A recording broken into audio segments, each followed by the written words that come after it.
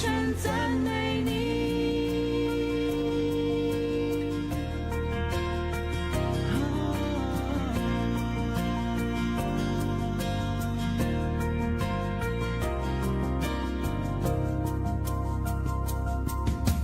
你知道我最深的一面，你知道我最深的一面，你明了我内里的一切，明了我内里的一切，但你从不定罪，没有怜悯和恩惠，温柔的光照亮我心扉。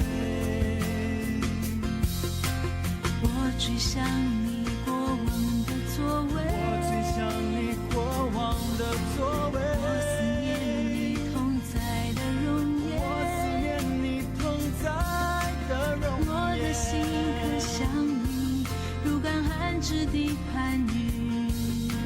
神啊，求你留心听，父啊，我向你呼求，医治我里面的破碎，当我的心发昏，领我到更高之地，使我高过四面的仇敌。我要依靠你的慈爱，要以你的救恩快乐，容我到你圣所，瞻仰你荣耀能力，以欢乐的嘴唇赞美你。我要依靠你的慈爱，我要依靠你的慈要以爱，你的救恩快乐，要以你救恩快乐，容我到你圣所，瞻仰你荣耀能力，以欢乐的嘴唇赞美你。容我到你圣所，瞻仰你荣耀能力，以欢乐的嘴唇赞美你。我要以欢乐的嘴唇赞美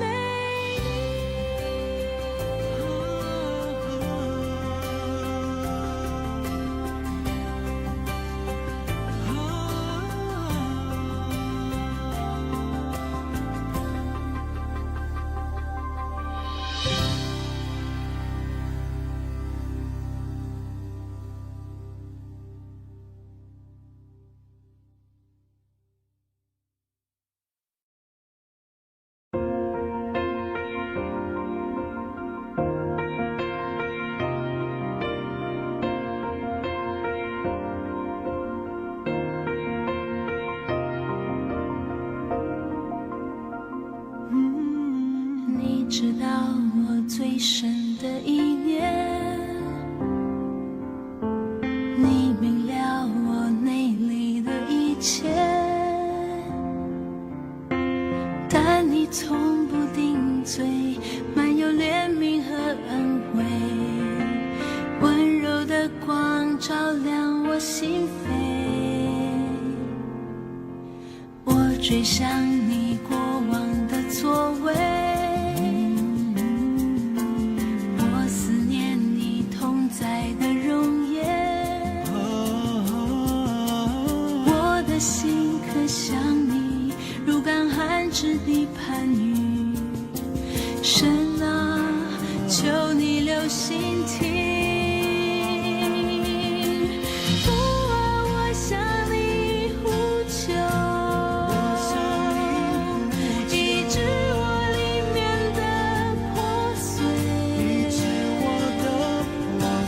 当我的心发昏，领我到更高之地，使我高过四面的仇敌。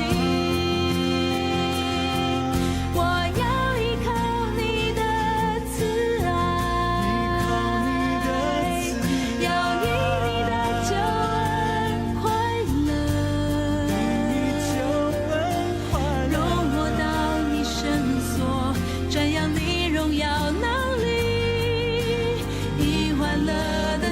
称赞美你。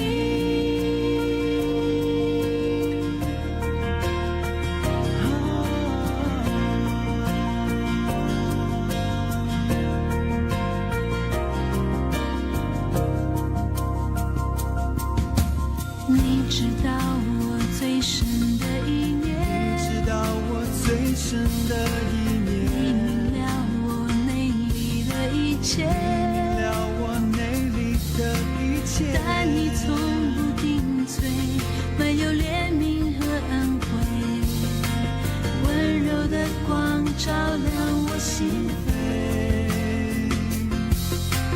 我追想你过往的作为，你过往的作为，我思念你同在的容颜，我思念你同在的容颜。我的心可向你如干旱之地攀援，神啊，求你留心听，父啊，我向你呼求，医治我里面破碎，到我的心发昏，领我到更高之地，使我高过四面的仇敌。我要依靠你的慈爱，要以你的救恩快乐，容我到你圣所，瞻仰你荣耀能力，以欢乐的嘴唇赞美你。我要依靠你的慈爱，我要依靠你的慈爱，要以你的救恩快乐，容我到你圣所，瞻仰你荣耀能力，以欢乐的嘴唇赞美你。容我到你圣所，瞻仰你荣耀能力，以欢乐的嘴唇赞美你。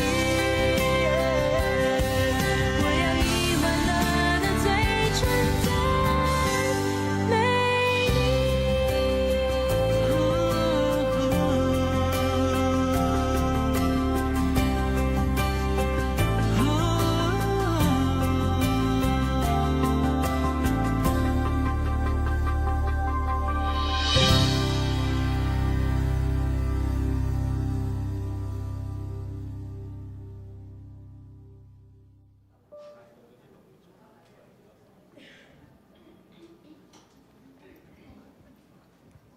你们要赞美耶和华，我的心啊，你要赞美耶和华。我一生要赞美，我还活的时候要歌颂我的神。阿们。各位弟兄姐妹平安，请我们一同起立来赞美我们的神。神的子民要合一聚集在这地，我们一起喜乐来彰显神的荣耀。阿们。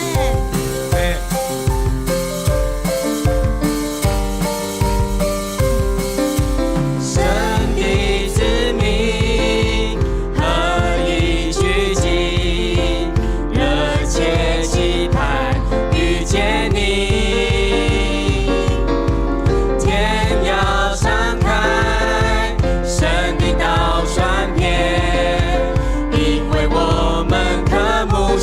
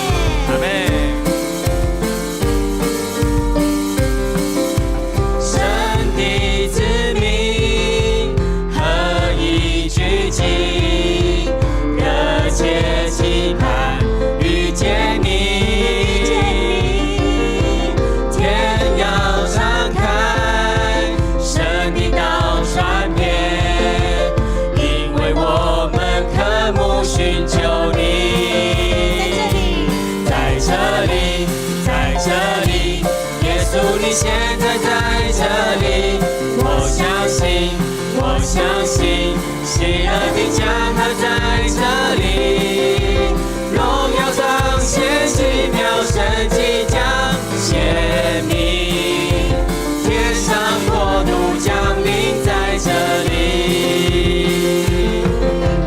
你的灵在这里，这里就有自由，生命自由运行无止境，一山到海星星，坚定不断升起，其他伟大神作奇妙事，在这里，在这里，耶稣你现在在这里，我相信，我相信，喜乐的江河在这里，荣耀彰显奇妙神迹将显明，天上国度降临在这里，荣耀彰显，荣耀彰显奇妙神迹将显明，天上国度降临在这里。我们拍手，把荣耀归给神。主啊，谢谢你的恩典，让我们在你的灵里面得着自由，得着盼望，得着从你而来的喜乐。阿们。主是我们一生永活的盼望，我们的盼望都在他的里面。主啊，谢谢你的恩典，是你为我们钉上十字架，是你买赎我们的生命。主，我们赞美你。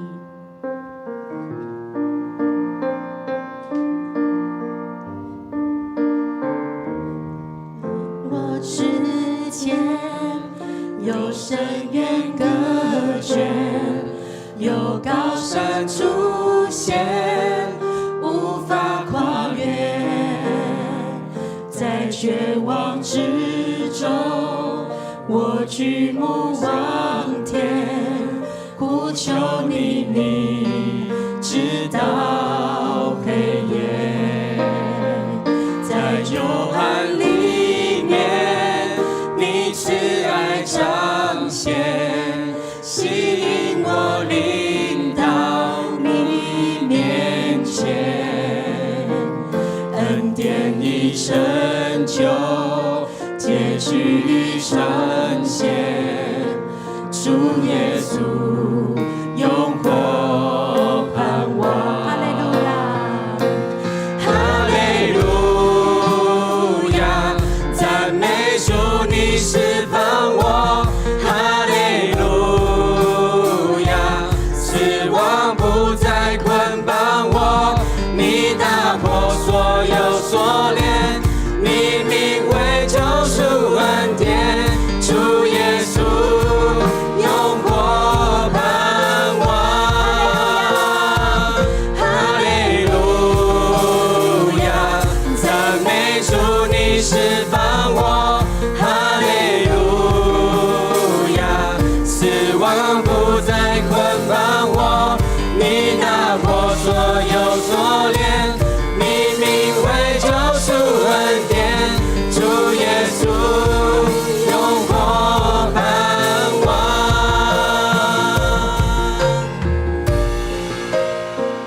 在你我之间有深渊隔绝，有高山出现，无法跨越，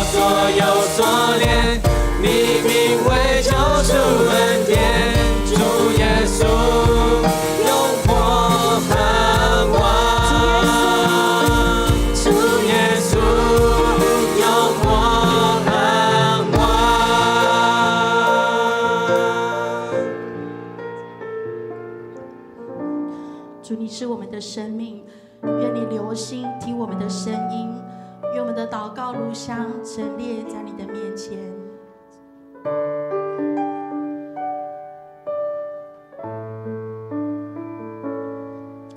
愿我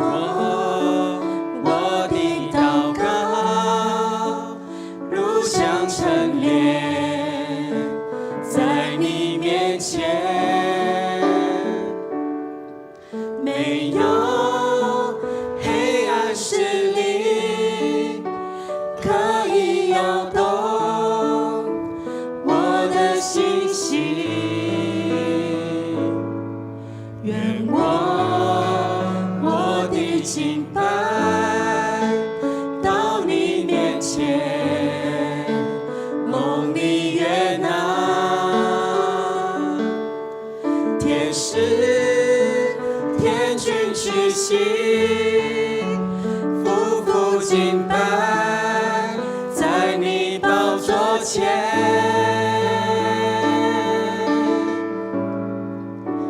打开天窗，打开天窗，愿我的祷告打开天窗，愿你充满你的荣耀，你的同在在这地，打开天窗，打开天窗，愿我的敬拜打开天窗，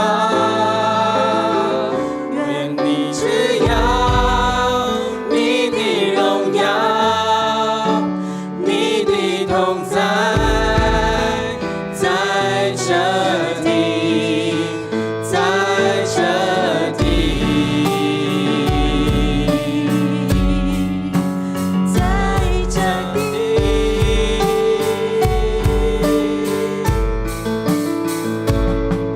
愿我的祷告如香陈列在你面前，没有黑暗势力可以摇动我的心情，愿我的敬拜到你面前，蒙你悦纳，天使天君屈膝，夫妇敬拜在你宝座前，在神的面前，求他打开天窗，打开天窗，打开天窗，愿我的祷告打开天窗，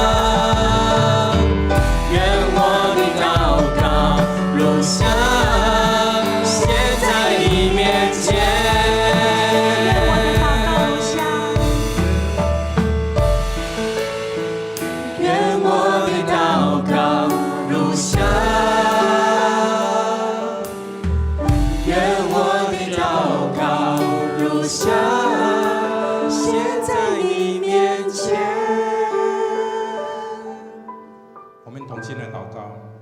爱我们的天父，我们谢谢你，谢谢你彰显你的怜悯、你的慈爱、你的恩典在我们的身上，让我们每天就是那么样像一个有福气的人，我们可以到主你的面前，我们来敬拜父神你，我们可以把我们的罪带到主你的面前，恳求父神你来怜悯我们，你来释放我们的罪。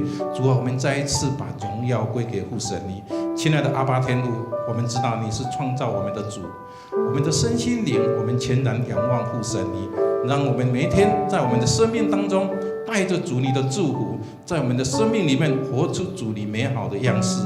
我们恳求父神你，让我们的弟兄姐妹，我们每一位，我们都愿意在主你的面前摆上我们自己，恳求父神你属天的智慧就赏赐在我们每一个人的身上，让我们行出美好的旨意在主你的面前。亲爱的阿爸天父，当我们看到世局的动乱，虽然我们心难过，我们的心胆战心惊，但是父神，我们知道你赢过一切的黑暗，让我们也能够在这个平安的社会里面，我们再一次恳求父神你垂听我们的祷告，你天天带领我们走在主你为我们预备道路上面。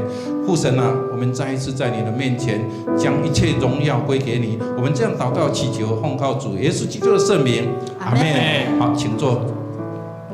这是我们现在奉献奉献是基督徒感恩的表现，是出于甘心乐意。如果你不明白奉献的意义，请用祷告来表达你的感恩。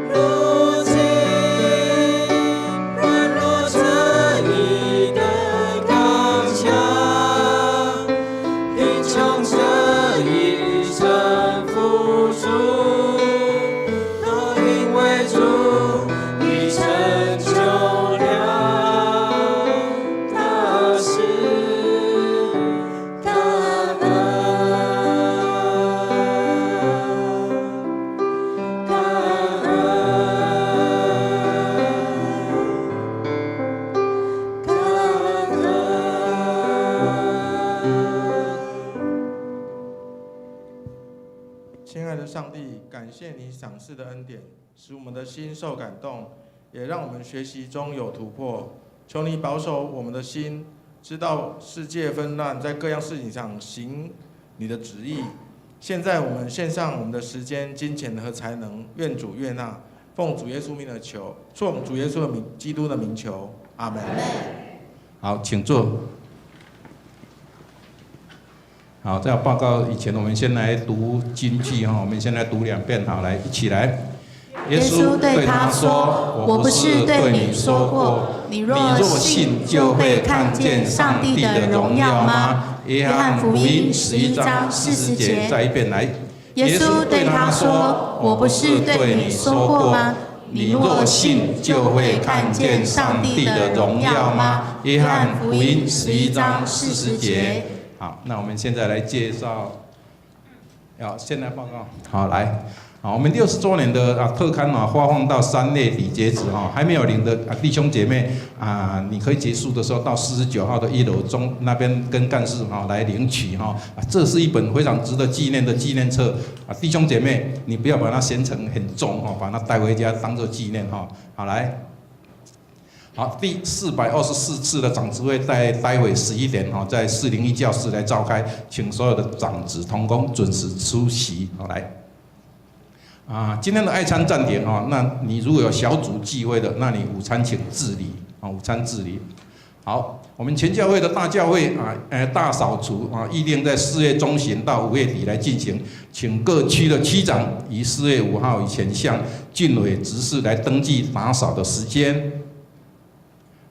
请款的同工研习会在今天的下午12点半在402的教室举行。清明追思礼拜是在3月29。3月29日的主日，我们要来举行青年追思礼拜哈。你要保留追思故人的，请你到49号1楼的中岛那边来签名登记。你要新增追思故人的，你的追思卡写好以后就交给我们的干事哈，登记到今天中午为止哈。祷告会3月25号，3月25号礼拜三的敬拜赞美训练及祷告会，因为讲师要排这个身体健康检查，所以暂停一次松大讲座3月25号礼拜三的10点半到12点主题是聆听与正向沟通，让你我靠近是讲师曹冰莹老师欢迎参加。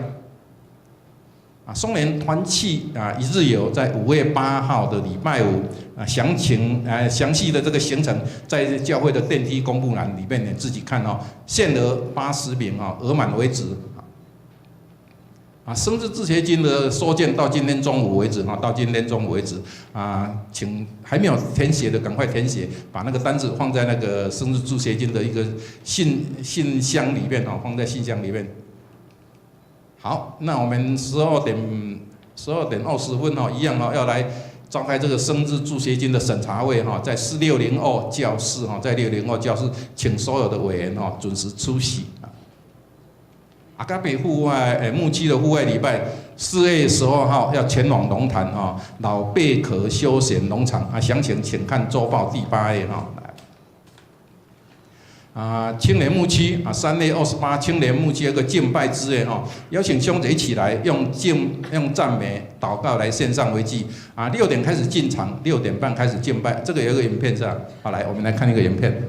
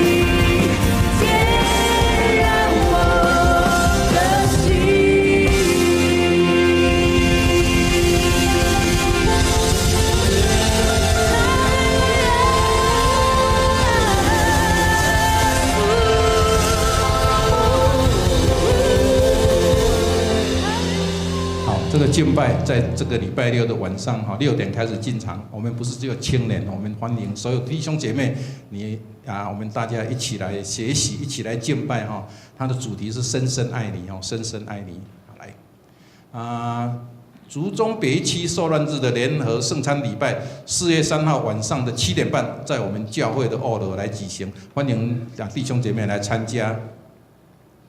青年牧区社青小组的谢玉萍姐妹已经于3月16号礼拜一与李嘉玲先生来登记结婚愿神祝福满满在这一对新人的。好，没有新人介绍吗？来，我们有3个，有一些。来，我们先来介绍今天的来宾啦，哈，来，第一位曾玉应是先生还是？哦，先生的，来，我们来欢迎他哈。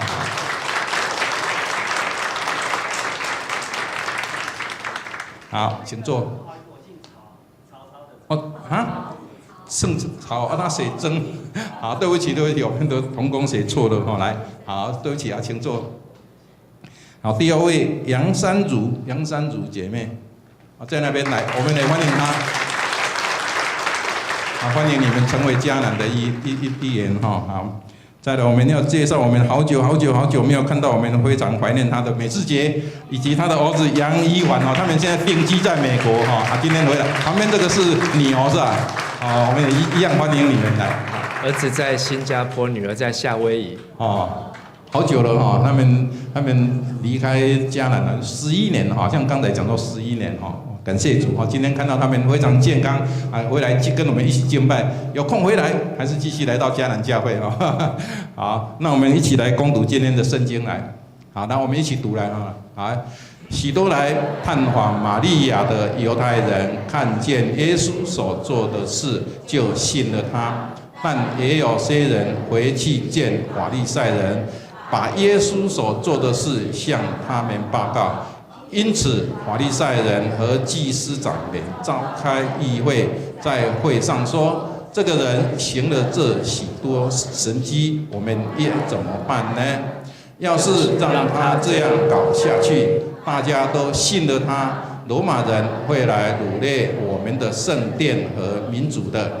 他们当中有一个人名叫该亚法，就是当年的大祭司，他发言：你们什么都不懂，让一个人替全民死，免得整个民族被消灭，难道看不出这对你们是一件合算的事吗？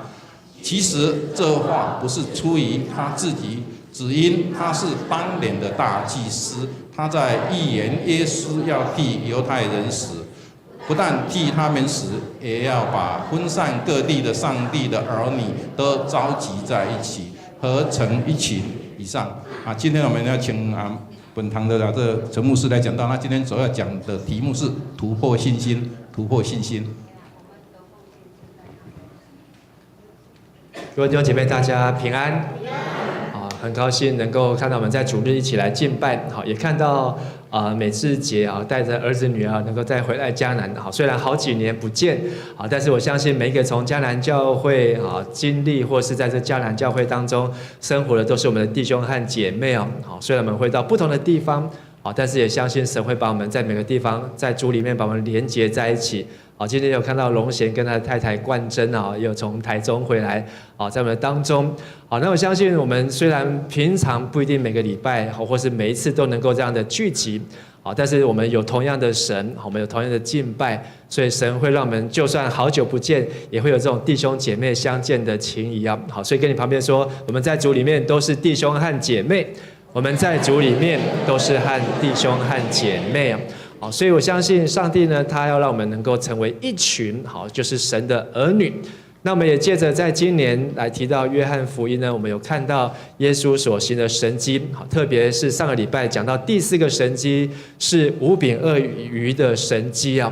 那按照心理学家马斯洛的需求理论呢，好，人的生理的需求呢，就是耶稣说告诉门徒说，你们给他们吃吧，好，满足人饥饿的肚子。所以福音的预工呢，好，这是一个很好的福音的预工，就是请人吃饭了。好，不晓得你有没有这种请人吃饭的恩赐？好，但是呢，我曾经遇过有这个请人吃饭的恩赐。好，他说他跟上帝求的，好，就是他不要吃人家请他，他要请人家吃饭。你知道请人家吃饭要花什么？花钱，还有呢，还要花时间，还有呢，你要有一个心。好，但是呢，这个你有请人家吃饭的恩赐呢，好，就能够在吃饭当中，好，来给他们吃，而且呢，能够做福音的预工。而第2个层次呢，就是来到了安全的需求，所以耶稣告诉人要追求存到永生的食物，也代表我们要有认识真理属灵的装备。第3个层次社交的需求，就是我们要成为一个群体、信仰的团体，要相信神所差来的，所以我们必须要有信仰，要告白，要有教会的生活。再往上一个层次呢，是尊重的需求，就是我们要耶稣说到我这里来，在五饼二鱼神迹当中，神所启示的真理就是要到信他人到他面前，要尊重神，神就要尊重他，所以我们要跟随耶稣，学像基督。最高的层次呢是自我的实现，所以耶稣说他要住在我们的里面，透过吃他的肉，喝他的血，领受他的道和话，就是生命，使我们能够真实的活出耶稣基督的生命。这是我们在上个礼拜所分享的。今天要继续看约翰福音7个神迹当中的第5个，叫做突破的信心。我们一起来做个祷告。亲爱的天父上帝，我们感谢你，让我们能够在主日再次来到你的殿，来到你的面前来敬拜你。我们虽然平常各自忙碌，东西南北，在不同的地方、不同的区域，但是神你的话永远使我们能够在你的话语当中连结在合而为一。今天我们也祈求你再次将你的话赏赐在我们的心中，能够成为我们在风雨黑夜当中的帮助。孩子们献上感谢祷告，奉主耶稣基督的名求，阿们。不晓得大家有没有遇过风浪的经验？在5饼2鱼神迹之后几小时，就马上接着第5个神迹啊，就是呢耶稣行走在水面上。这段神迹呢，我来读啊，记载在约翰福音的第6章16到21节。5饼2鱼神迹的那一个晚上，到了晚上，耶稣的门徒下到海边，上了船，要过海往迦百农去。天已经黑了，耶稣还没有来到他们那里，忽然狂风大作，海浪翻腾，门徒摇橹，约行了10里多，看见耶稣在海面上走，渐渐靠近了船，他们就害怕。耶稣对他们说：“是我，不要怕。”21节，门徒就欣然接他上船，船立刻到了他们所要去的地方。这段圣经很短的记载耶稣行在水面上的神迹，但是行在水面上的神迹呢，所代表的是耶稣不是他为了自己走在水面上，而是为了要帮助我们突破信心。所以在今天牧师要透过简短的3点，因为今天没有爱餐，所以我会讲快一点。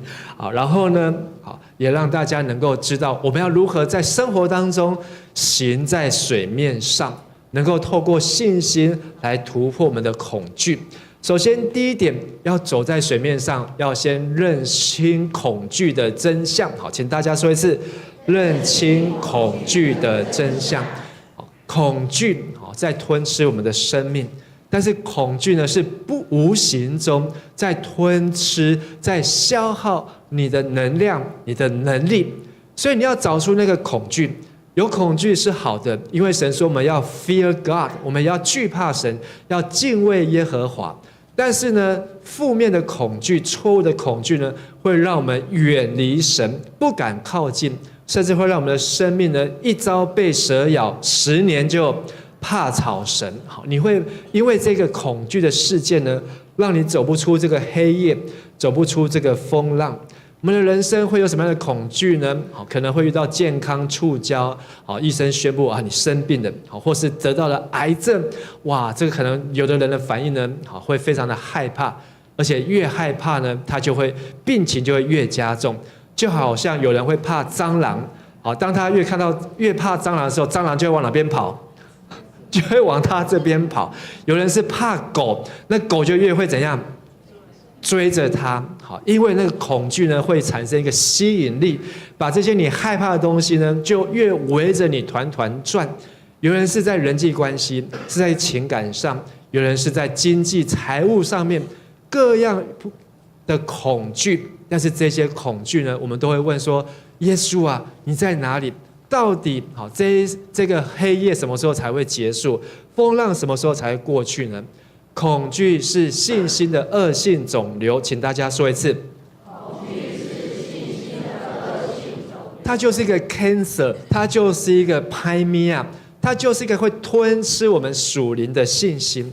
上帝造我们是一个有信心，像小孩子一样。可是我们的信心呢，在成长的过程当中，各样的恐惧就好像得了癌症一样，一点一点的消失，消耗我们的信心的健康。在耶稣所行的神迹，第一个，他们害怕没有酒，因为酒用尽了。第二个，他害怕他的儿子快要死了，虽然他是一个大臣，但是呢，他的政治生命不一定结束，可他家族的命脉可能要结束了。第三个，在毕士大池旁边的瘫痪，38年不能够行走，没有工作，甚至连水搅动的时候都没有人能够帮助他，造成他终身残废。5饼2鱼的神迹，让我们看到后面人的惧怕，怕什么呢？怕没有下一餐，怕呢耶稣今天给我们吃饱费，下一次要再吃饱费，不知何年何月何日，甚至下一餐要吃土。而今天第5个神迹行在水面上，我们也看见他们害怕人生即将要沉船，这个风浪来了，让他们人生呢可能要触礁。可是危机就是转机，这个转机就是我们要转向耶稣基督。好，跟你旁边说，转机就是转向耶稣基督，转机就是转向耶稣基督。当我们转向耶稣基督，转机变成神机啊！这5个危机，最后我们看到的是2人同心，夫妻同心，主仆同心，母子同心。这个儿子快要死的危机，我们看到是什么？全家都信主了，这是神给他的祝福。若不是这个危机，他全家还不一定会信主。而这个毕士大池他的危机，好，就是一辈子要住在这里。可是神让他能够起来行走，让他工作无缺。而5饼2鱼的神迹呢，让这些害怕没有明天、没有下一次的饱费呢，就给他们一个目标，不要为那地上会坏的粮食，要追求的是那天上永不朽坏的粮食。所以他们人生的层次又往上的更高的层次，知道要到主面前来。而今天我们人生若遇见黑夜、风浪的危机，要知道这是一个转向基督的转机，因为神要带出一个突破信心的神迹。我们说一次，突破信心的神迹。如果恐惧是一个癌症、恶性肿瘤，那你要怎么样才能够医好这个恶性肿瘤呢？我的岳父跟这个癌症搏斗了9年，这9年当中呢，从开刀、手术，然后呢化疗、再电疗、再吃药，8标靶的药，什么癌斯汀，哇，真的这个吃药。他的告别式办完之后，我们再收他的东西，他的药呢堆起来安了一座山，还没有吃完的药，医生开给他的药还没有吃的还有这么多，一座山。但是呢，到底有什么药能够解决我们的恶性肿瘤，就是害怕呢？耶稣的话就是恐惧毒瘤的标靶药。我们一起来读诗篇的23篇第4节，好，起。我虽然行过死荫的幽谷，也不怕遭害，因为你与我同在，你的杖、你的竿都安慰我。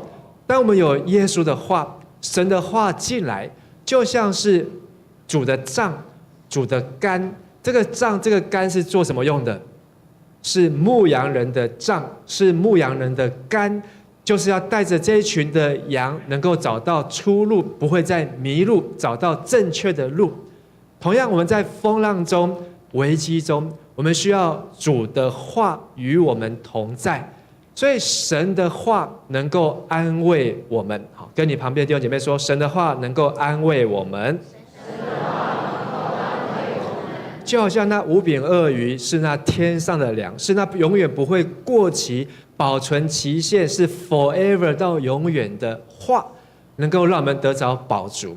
而这样子的话呢，是让我们能够在遇到危急的时候，第一时间你不会担心这个蟑螂、老鼠来了，第一个时间你不会尖叫、花容失色，而是第一个时间你会有主耶稣的话与你同在。你就会说，老鼠退去，蟑螂退去，我奉耶稣的名叫你滚蛋。你会有耶稣与你同在，因为你充满了耶稣的话。这是行走在海面上、水面上，你一定要有神的话。而第二个呢，在耶稣行在海面上的神迹，是一段海上行走的宣告，就是耶稣说的这中文5个字，是我，不要怕。好，请大家说一次这5个字，是我，不要怕。I am fear not。好，是我，不要惧怕。耶稣行在水面上，他呢让这一群吓到要死的人，可是呢，他们瞬间那个害怕不见了。到底是什么原因让他们那个本来非常的害怕，他们非常的恐惧？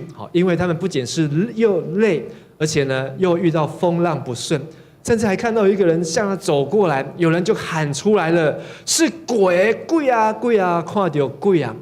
可是呢，他们那个害怕越来越大的时候呢，因为这5个字“是我，不要怕”，让他们瞬间吃了特效药，那个恶性肿瘤，那一些的惧怕都不见。是我，这个在约翰福音当中，他有非常特别的安排，他安排了7个 I am，7个我是。这7个呢，也是神对人的最高启示。我们在每天早上共读的时候，都会帮助大家来复习。第一个，耶稣在约翰福音第6章说：“我是天上的粮。”在第8章说：“我是世上的光。”第10章说：“我是羊的门和我是好牧人。”11章说：“我是复活，我是生命。”这是对谁说的？对马大说的，因为他的弟弟拉撒路死了。14章耶稣说：“我是道路、真理、生命。”15章耶稣说：“我是真葡萄树。”这7个我是呢，我们都会想要去记住后面这7个形容词，但是真正的主词在于前面的红色的字，就是 I am， 我是，我就是。在它的原文当中，是3个字，就是我是 I am who I am， 我就是那个我就是那自有拥有，我就是那创始成终，哇就是我就是我。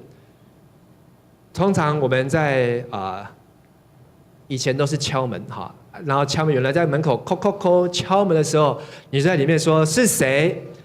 如果呢是陌生的人，他就会报上他的名字来说：“我是某某某，我是送餐的，我是送报纸的，我是谁？”但是如果是熟人，他就会说是里面说是谁，外面会说什么？是我，我是像。我是恁爸，我是恁某，我是恁囝。他不用报上名来，他不用自我介绍我是谁，他就说 I am， 我就是我，是我是我。耶稣对人的最高启示就是 I am， 我是，就是要告诉我们是我。但是如果你跟耶稣的关系没有这么好，耶稣说是我，你会说你是谁呀？我不知道，因为主的羊认得主的声音，不是主的羊认不出他的声音。你再讲100次的是我，你也不知道他是谁。但是呢，耶稣透过这7个我是自我介绍，让我们看见天上的粮是无饼的鳄鱼，世上的光是让瞎眼的看见，羊的门是为了要成全律法，好牧人是要为羊舍命，他是复活，让我们知道信主的人永远不死，而他是一条道路、真理、生命，让我们走到永生的道路。而他是真葡萄树，让我们知道我们连结于他，就能够多结果子。这样子的我是，这样子的 I am， 是一个让我们知道生命跟生命连结的时候，我们只要知道原来喜卦就是我的主，我的耶稣，我的救主来到了，你就放心了。就好像这个小红帽跟大野狼，小红帽在里面，大野狼在外面敲门，他叩，里面说是谁是谁啊？我是你的阿嬷。好，他说你的声音听起来不像我的阿嬷。好，就好像是这样，他再怎么样的装，再怎么样的变，但是呢，好，当这个你真正认得出这个声音的时候呢，你就不会被大野狼，就不会被这个恐惧给吞吃了。我请这个 AI 呢，帮忙我说，可不可以把耶稣这7句话我是画在一张图里面，能够生成一张图，只有30秒钟 AI 就画出来了。好，所以呢，你来找找看。第一个，耶稣说我是天上的粮，找得到吗？左边上面的那像是什么？玛纳一样从天而降。第二个，耶稣说我是世上的光，很明显，这个光呢非常的亮眼。第三，耶稣说我是羊的门，所以这一个门呢已经敞开了，要带领我们从律法主义当中、法利赛人的笑当中，能够得自由、得释放，能够走到一条永生的路。第四，耶稣说我是好牧人，所以他抱着这只羊，愿意为羊来舍命。第五，耶稣说我就是复活，是生命。好，他怎么样来叫拉撒路起来？他将来要叫我们得到这样复活。所以耶稣从从坟墓当中走出来，让那个坟墓呢变成是空的。第六，耶稣说我就是什么？道路。好，所以一条路就是通往永生的路。第七，耶稣说他是什么？真葡萄树，要使我们多结果子。好，这个葡萄呢不会只有一串，好，不会只有一颗，而是能够好几串，甚至是迦南地的葡萄，要2个人扛抬才能扛抬一串的葡萄，这样子的丰富啊！所以耶稣用这7句话在约翰福音形容7个我是，但是重点不是在后面。比那后面7个形容更重要是前面那个 I am。 当耶稣说是我，你能不能马上第一时间马上就愿意开门，或是像门徒听到是我，不要怕，第一时间那个恐惧就不见，然后欣然接耶稣来上船呢？但是呢，在约翰福音当中，除了耶稣自我介绍这7个我是之外，还有2个或是3个，耶稣直接说我就是。但是让我印象最深刻的是在约翰福音18章的25到26节，耶稣在客西马尼园祷告的时候，这些大祭司带着兵丁要来捉拿耶稣，这些兵丁警卫就问说，这一群人哪一个是拿撒勒人耶稣呢？耶稣就说我就是。他一说完这句话，所有要来捉拿他的人，好，圣经这样写，这些人他们就后退倒在地上，后退倒在地上。这是在约翰福音当中让我们看到耶稣的话，自我的介绍充满了能力。要来抓他的人，只接他听到耶稣这一句我是 I am， 我就是，所有的人要抓他的人马上站不住，还倒在地上。亲爱的弟兄和姐妹，你相信当你耶稣与你同在的时候，不管是你的考试的恐惧、感情上失败的恐惧，或是你工作上的恐惧、财务的恐惧，或是在人际关系、健康，或是对死亡的恐惧，他们一听到耶稣的我是，通通都要后退倒在地上。阿们。你要让耶稣成为你的主，让耶稣的话成为你的动力，让你面对恐惧的时候呢，不是退缩，不是害怕，而是清楚的听见耶稣说是我，不要怕，我在这不免惊。好，咱用台语跟隔壁讲，我在这不免惊。好，所以当你要传福音给别人的时候，好，你要告诉他耶稣在这不免惊。你会听见耶稣说我在这，不要怕，是我，不要怕。我们行走在水面上的秘诀，是因为我们看见耶稣他的声音，我们听见耶稣。在马太、马可、马太福音甚至还形容来记载彼得，他看见耶稣说主啊，是你，求你让我能够到你那里去。耶稣就让他去，他就真的从船下来，走在水面上就要走过去。可是当他一又看到旁边的风浪，没有把焦点注目在耶稣的时候，他就马上沉下去，又掉下去了。最后一个，我们要突破信心。我们看见当这些门徒们他们的恐惧不见了，顿时变得开心高兴之后呢，他们就接耶稣上船，而他们的态度呢变成欢喜。一欣然邀请耶稣上船之后呢，他们最后一节迅速抵达，船就立刻到了他们所要去的地方。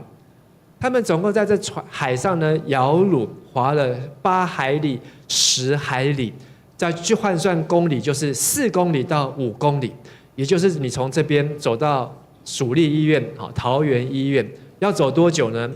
要走1个小时，1个小时都不能休息。你可以走5公里。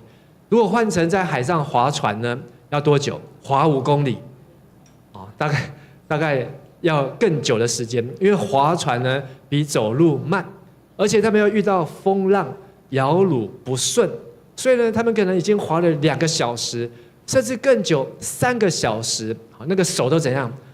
手都很酸了，他们已经很累了。问题是，他们距离对岸呢还有10公里，也表示说他们现在只有进行到1/3的路程，他们还要划多久？可能这样划到天亮。但是因为风浪不顺，摇橹不顺，所以他们真的是觉得非常的绝望。可是这个故事最后的结局居然是他们马上迅速就到了，表示说耶稣一上船之后，他们呢风浪不仅止息了，而且这个船海上加了一个马达一样，每个吃的大力水手剖派，吃的这个菠菜，啪啪啪啪，迅速就到了。因为他们那个恐惧、害怕、疲倦，通通都不见了。我们有没有人生遇见风浪，但是呢，危机变为转机的神机呢？当我在问我自己的时候呢，我想到，过去好几年前，在这边担任青年牧师，那时候的老2才刚出生，允杰他那时候才刚出生几个月。那有一次呢，台风过后，还是台风，那天是礼拜天结束。那我们要开车去花莲慈济医院去看牧师娘的表姐，因为呢她昏迷，她住在凤林，然后她一昏迷就好几年，然后我们要去看她。可是呢，因为台风刚过，那整个苏花公路呢，又有很多的落石，然后我们是做完礼拜下午才从桃园出门，所以到了苏花公路的时候呢，太阳已经下山，天都黑了。你知道苏花公路呢有没有路灯？没有路灯啊，所以那在路上都是要靠车子的大灯。那么就开到就是这个清水断崖那一段的时候呢，真的过了几个隧道，果然那一出来，那整个路上很多的碎石，很小心的开，可是开突然啪一声，有一个玻璃就裂开了。我们都不晓得石头哪里出现的，但是应该是很高的地方直接掉下来砸在玻璃裂开。然后还不到10秒，还在想说要不要下车看，还在10秒钟的时候呢，又听到哐一声，车子压过一个东西，还跳了起来，然后呢就非常的害怕，说那么赶快通过，不能下车，因为这段很危险，因为小 baby 在后座，那时候允琪呢也才3、4岁而已，那我们就赶快通过，但是呢开了10几分钟，到了一个隧道里面，车子呢奇怪，怎么油门越踩呢越慢？后来踩不动，然后就在隧道里面，车子就怎样，灯就亮了，引擎的灯亮了，然后呢，它就熄火了，就停下来了。这时候呢，是你会不会怕？那你要怎么办？那个时候呢，iPhone 都还没有出来那时候 iPhone 都还没有出来，你可能只有大哥大，你可能只有行动电话，但是呢，你又想说，这时候你绝对不能够害怕。你一害怕呢，妈妈在旁边，她就害怕。她一害怕呢，2个小孩子在后面，他们就怎样？更害怕。他们人生当中就会有这个害怕的记忆。但是呢，这2个小孩子他们都不晓得发生什么事情，因为牧师呢也不晓得发生什么事情。因为呢，开车的老公呢、丈夫呢，你不能够害怕。所以呢，牧师娘就说怎么了？说我下去看一下。就下车一看呢，轮子没有破，是车子底下呢在漏油，原来是那个机油壳被石头刮破了。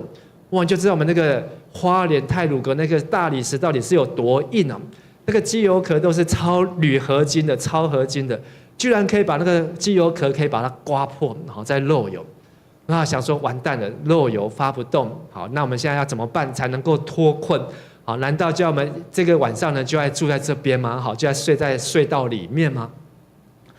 但是呢，心中就祷告，好，上车前就祷告，好，主啊，帮助我们，救我们脱离困境，让我们今天不要睡在这个地方啊。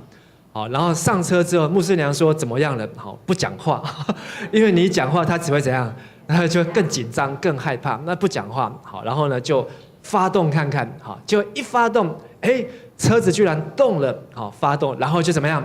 赶快头也不回的就往前冲，好，然后就从清水断崖一路冲，然后而且开得很快哦，好，开得你很怕这样再熄火，好，不是没有油，是怕熄火这样子，那个机油没有了。好，结果呢，就真的开出了苏花公路，好，然后到了车城，到了车城，好，那个应该叫不是，是早上一直讲错，不是车城，新城，好，新城，好，到了新城那个地方呢，看到一个修车厂，好，那时候已经8、9点了，修车厂的灯还亮着，哇，就赶快开进去，好，然后才敢熄火，然后呢，老板呢还没休息，好，他就问说怎么了？说刚才在苏花公路好压到落石，好，然后再漏油这样，然后他下去看一看，说你这破了一个洞，他说他没有零件，好，他没有零件可以换，好，说那我们要睡在修车厂嘛，好，然后他说他可以想办法修，好，可是他说要9000块，说好9000块没关系，好，至少我们可以不用睡在这个地方。1个多小时之后，他用焊烧的就把那个机油壳的破口了就把它修好。一直到后来那台车我们卖掉之后要出国卖掉，都没有漏过油，好，都没有漏过油，也没有去换过零件。但是呢，让我们发现，哇，当我们祷告之后，好，经历神之后，你就能够很快的抵达目的地。好，其实我们都忘记那天睡在花莲的哪里。好，不过呢，那天小朋友都睡得很开心，他们根本不知道发生什么事情。好，只有我记得花了9000块这样子。这次1919去环岛的时候呢，就住在那个9000块的对面，正对面，所以我整个晚上都在看那个9000块这样。不过呢，就是感谢主，我们的人生，如果你选择被恐惧、被环境所决定，你就会在这个环境当中走不出来，摇橹甚苦啊，好，然后摇橹不顺，好，你就会非常的苦闷。可是当你转个念，而且有耶稣的平安，有耶稣的杖和竿的时候呢，就能够在惧怕当中发出一个喜乐的邀请。我们看到路加福音这些牧羊人在夜里顾着羊群，他们做的是最卑微的工作，都不能够睡在自己的家，跟羊睡在旷野当中。可是他们突到有大光照他们，原来非常的害怕。一听见天使说不要怕，我要报给你们一个大好的信息，巴拉巴拉巴拉巴拉之后，他们的反应是什么？他们通通变得欢喜起来，而且就跑出去报佳音。这变成历史上的第一个报佳音，是从恐惧当中出来的。使徒行传，保罗跟希拉，他们被关在腓立比的监狱当中，所有的犯人呢，这个愁眉吐气。可是呢，只有保罗、希拉手被捆绑，脚上的木狗。可是他们还在半夜里面赞美神，唱诗歌敬拜赞美，唱到呢地都震动，监牢的门都打开，犯人都逃脱，他们手上的手链脚镣，柯文哲，他如果在半夜赞美，搞不好这个电子脚镣也会自动打开，应该是不会了，好，我们也不希望它打开，但是呢，这个保罗、希拉半夜赞美神。所以让他呢，不仅是重获自由，还让这个狱卒呢全家都受洗。旧约当中的先知哈巴谷，他告诉他们的国家呢，越来越衰败。可是上帝居然兴起了这个亚述，兴起了亚述人，残暴的亚述人，要来消灭他们的国家。他真的非常的生气，他就跟上帝 complain。可是我们会记得的不是他前面的 complain。我们记得是后面哈巴谷书第3章，他说：虽然圈里没有了牛，园里也没有了羊，无花果树不结果，葡萄树不发旺，我仍要因救我的神欢喜。他要像母鹿一样行走在高处，他这个高兴呢，不是在地上，他是高兴到天上去的高处啊！为什么？因为神对他说话，对先知说话。所以这些人他们都是在黑夜当中、风浪当中、恐惧当中。可是神的一句话，神的2句话，神的3句话，就这样恐惧就消失不见，而平安喜乐就住在他们的里面。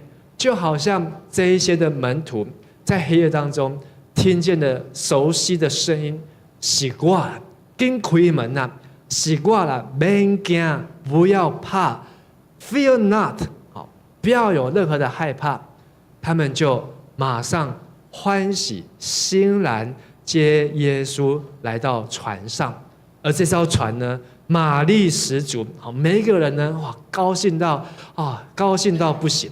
船一下就通过风浪，一下就到达目的地去了。在今天这段经文当中，让我们知道，不仅是耶稣告诉我们不要怕，还让我们知道一件事情：你的人生有黑夜，有风浪，但是耶稣在哪里？好像看不见。其实呢，圣经都有记载。马太福音记载5饼2鱼神迹之后，耶稣独自上山去做什么？祷告。马可福音记载5饼2鱼神迹后，耶稣往山上去做什么？祷告。约翰福音记载5饼2鱼神迹后，耶稣又独自退到山上去了，做什么？祷告。为谁祷告呢？为各样的事情祷告。但是就是因为耶稣在祷告当中看见他的门徒摇橹不顺，卡关在这些暴风雨当中前进不了，所以耶稣直接从山上走到海上，在海上行走。所以耶稣从山上一路走下来的时候呢，他们看到的是一个人影，他们看到呢是一个远方，怎么有人居然能够在这个时候黑夜当中走过来？是你会不会怕？你们有没有住过教会？没有住过教会啊？牧师每天都住在教会啊。这我住教会真的很久，从青年牧师住到现在啊。在这教会呢，1楼到8楼，有时候呢晚上的时候呢，你要爬楼梯上去，或是坐电梯下来。有时候你要倒垃圾到下楼，1楼到后面去，所有的灯都关掉的时候，如果你在这样上下楼梯，突然有个人影跟你走过来，你会怎么样？好，垃圾丢了，拔腿就跑，救人哦，但是我是没有遇过啊，也不希望遇过这样子。但是呢，如果你看了这个故事，我希望呢，下次你真的看到一个人影向你走过来的时候，你不要把它当成鬼，你要知道那是谁走过来？耶稣向你走过来。如果你相信是耶稣向你走过来，你会怎么样？你会顿时之间肃然起敬。顿时之间，你会有一个想要看见耶稣、想要冲上去的感受。我希望你能够给耶稣一个好的印象，不要看到耶稣走过来，跪啊，然后就冲了就跑了啦，这样耶稣就会这个人都没有在读圣经。耶稣看到我们在风浪当中，他其实呢是在为你我祷告，而他从山上来到你的风浪之中。来到你的船的旁边，你要么就是像彼得一样走过去、走出去；你要么就在船上，耶稣赶快上来，赶快上来！上来之后，大家就冲宝殿，就很开心的通过风浪到达目的地。或许你的人生有一个卡关，有个瓶颈，你的工作、你的很多的状况，让你觉得你需要有这样行在水面上的信心。但是最重要的是，你需要有神的话，因为神的每一字每一句的话呢，透过你每一天不管是灵修的笔记，或是呢你昼夜思想神的话，让你在黑暗中、风浪中，甚至呢车子在路上抛锚的时候，你有没有车子在高速公路抛锚？这非常的危险啊！上礼拜看到一个新闻，有一个叫做重机甜心，知不知道这个人？知道吗？有人知道。25岁一个女孩子，补习班的老师，她的重机呢，在西滨快速道路上面，不晓得怎样，摔车，就摔车之后呢，被后面的卡车压过去，25岁的生命就没有了，我们很害怕人生当中会有这样子的意外，我们什么都来不及说再见，也没有道歉，也没有道谢，也没有道爱，也没有道别。然后人生就这样结束了。但是当你吃了耶稣的定心丸，就算哪一天耶稣告诉你今天我要把你接走，好像那个以利亚他就告诉他的学生今天神要把他接走，大家就在一天当中就跟着以利亚到处走，只有那个以利沙跟着最紧，从吉甲然后到耶利哥到吉甲，然后一路跟到最后，他亲眼看见他的老师被火车新自强号就是有着火的车跟火的马从天上旋风把他接走。这是一个信心，不会害怕。有一天医生会告诉你最亲爱的人他可能神要把他接走了，但是那个时候呢，你不会觉得人生绝望，而是你真的有平安，有信心，相信神同在，神的杖神的竿都安慰着我们。在我们这礼拜虽然没有小组，但是呢，如果我们有聚会当中，你可以分享你人生有没有这种不顺的经验，摇橹甚苦，到底什么时候才能够出来黑夜的风浪？或是呢，你可以分享你曾经在混乱当中，但是你听到一个熟悉的声音洗挂了，洗挂了，是我，不要怕，赶快开门。耶稣在你的门外叩门，听见就开门的耶稣，他要进去与他一同坐席，我与他，他与我一同坐席。我们能够一起来领受耶稣的生命。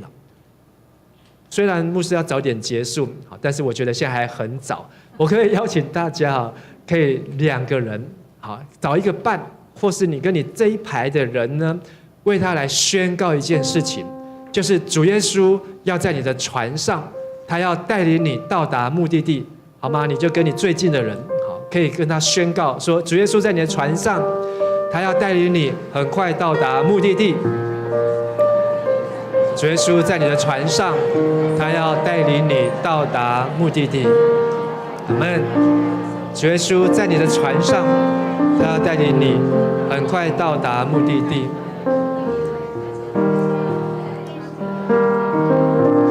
这个宣告是一个信心的宣告。或许你不相信，或是你觉得怎么可能？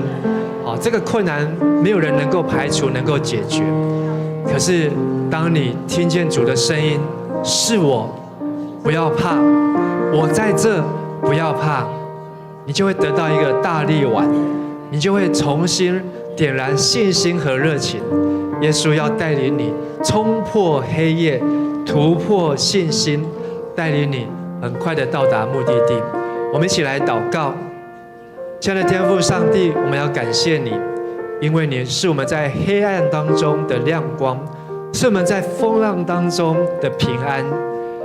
即便我们的人生有挫败，我们的生命有难处，我们的肉体虽然软弱会朽坏，但是耶稣的生命是一天新似一天。耶稣所要给我们的是一个荣耀的身体，是一个复活的身体，是一个永远不被死亡所拘禁的身体。主啊，求你把我们心中的恐惧，这个时候用你的杖，用你的竿来挪去，把我们心中的害怕，从小到大的惧怕，这个时候求你来挪去这一切的恐惧，把我们身上的锁链、枷锁都释放，让我们能够得自由，让我们能够得平安，让我们能够住在耶稣基督的里面，让耶稣你也住在我们的里面。让我们知道，若有人在基督里，他就是新造的人，旧事已过，都要成为新的。因为耶稣基督已经从坟墓当中复活，耶稣基督他要与我们面对面。是的，父神，我们需要你。是的，父神，我们欢迎你。亲爱的主耶稣，我们敬拜你，感谢你，听我们的祷告，奉主耶稣的名求。请大家一起站起来，我们来唱这首诗歌。在你我之间，有深渊隔绝，有高山出现，无法跨越。在绝望之中，我举目望天，呼求黎明，直到黑夜。在你我之间，在你我之间，有深渊隔绝，有高山出现，无法跨越。在绝望之中，我举目望天，呼求黎明，直到黑夜。在幽暗里面，你慈爱彰显，吸引我领到你面前。恩典已成就，结局已呈现。主耶稣，用我盼望。在幽暗里面，在幽暗里面，你慈爱彰显，吸引我领到你面前。恩典已成就，结局已呈现。主耶稣，用我主耶稣有我盼望。主耶稣，用我再一次说，主耶稣是有我的盼望。主耶稣，用我盼望。哈利路亚，赞美主，你释放我。哈利路亚，失望不再捆绑我，你打破所有锁链，你名为救赎恩典。主耶稣，用我盼望。哈利路亚，赞美主，你释放我。哈利路亚，死亡不再捆绑我，你打破所有锁链，你名为救赎恩典。主耶稣，用我盼再一次更大声说，哈利路亚。哈利路亚，赞美主，你释放我。哈利路亚，死亡不再捆绑我，你打破所有锁链，你名为救赎恩典。主耶稣，用我盼望。哈利路亚，赞美主，你释放我。哈利路亚，死亡不再捆绑我，你打破所有锁链，你名为救赎恩典。主耶稣，用我盼望。哈利路亚，赞美主，你释放我。哈利路亚，死亡不再捆绑我，你打破所有锁链，你名为救赎恩典。主耶稣，用我盼望。主耶稣，主耶稣，用我盼望。主耶稣，主耶稣，用我盼望。是的，主耶稣，我们欢迎你，谢谢你来到我们的生命当中。我们知道你住在我们的里面，你住在我们的里面，光就照进来，生命就流进来。信耶稣的人，从他的腹中要流出活水江河来，平安喜乐要从我们的里面涌流出来。我们不用去世界找平安，我们不用担心明天礼拜一股票会掉几点，我们不用担心未来的日子我们会缺什么、穿什么、喝什么。我们知道耶稣，你永远与我们同在。是的，主耶稣，感谢你愿意把你的肉、把你的血化为真理，赏赐给我们。我们愿意每一天来到你的面前，领受这份玛纳的礼物。我们愿意每一天早晨的时候，能够来领受耶稣你的身体、你的道、你的真理。让我们每一天重新得力，那么每一天划船的时候更有力，能够事半功倍，很快的到达目的地。谢谢主耶稣垂听我们的祈求，愿我主耶稣基督的恩惠、天父上帝的慈爱、圣灵的平安与感动与你们众人同在，使你们有耶稣的杖、耶稣的竿在你们里面突破信心，信心倍增，能够得着永远的平安，从今时直到永永远远。阿们。拍手，把荣耀归给耶稣。哈利路亚。阿门。我们要赞美神，神的灵在这里，这里就有自由。我们开口喜乐的来称颂我们的神。神的子民，神的子民，合力聚集，热切期盼遇见你。天要敞开，神的道传遍，因为我们渴慕寻求你。在这里，在这里，耶稣你现在在这里。我相信，我相信，喜乐的江河在这里。荣耀彰显奇妙神迹将显明，天上国度降临在这里。我们再一次的把掌声、荣耀归给我们的耶稣。阿门，哈利路亚。我们今天的聚会到这边，可以跟你隔壁的互相请安。有耶稣真好，有耶稣真好。那我们一同把椅子摆起来。